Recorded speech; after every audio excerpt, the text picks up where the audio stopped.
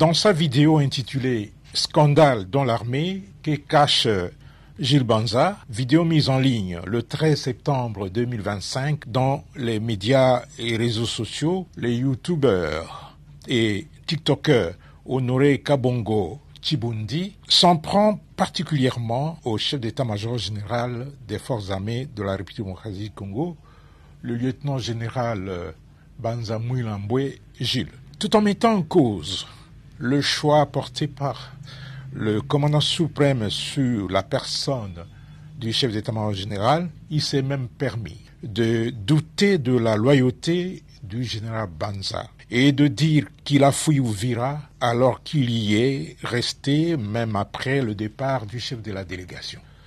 De ce qui précède, les forces armées de la République démocratique du Congo tiennent à faire la mise au point suivante. 1. Dans cette délégation gouvernementale à Uvira, le vice-premier ministre, ministre de l'Intérieur, Jacquemain Chabani, était l'unique représentant du président de la République. 2. Le chef d'état-major général n'a jamais été le commandant suprême adjoint. Dans cette fonction, le président de la République n'a ni adjoint ni intérimaire. 3.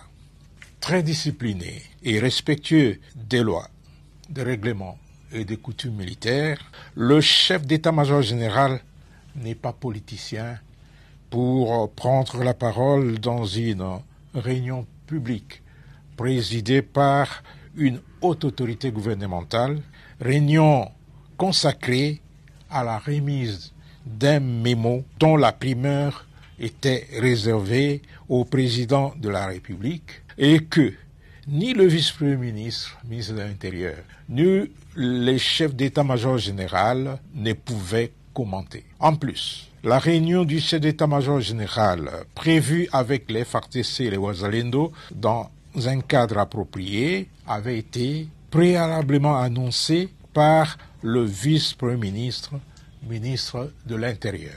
4. Après la réunion du vice-premier ministre, ministre de l'Intérieur, le chef d'état-major général s'est bel et bien entretenu, sans tambour ni trompette, avec les militaires des forces armées de la République démocratique du Congo et les patriotes Wazalendo, dans la salle de réunion du secteur opérationnel.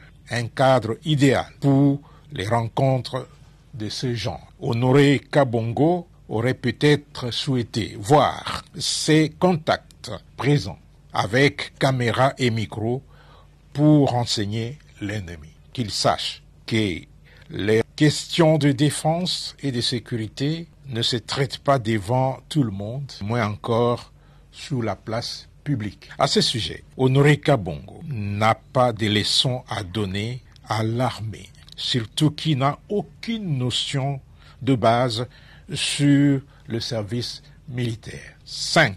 Les forces armées de la République démocratique du Congo considèrent le discours de Honoré Kabongo comme une tentative désespérée d'opposer les FARDC unis aux Wazalendo pour une cause noble. Ce discours sert par ricochet la cause de l'agresseur de notre pays.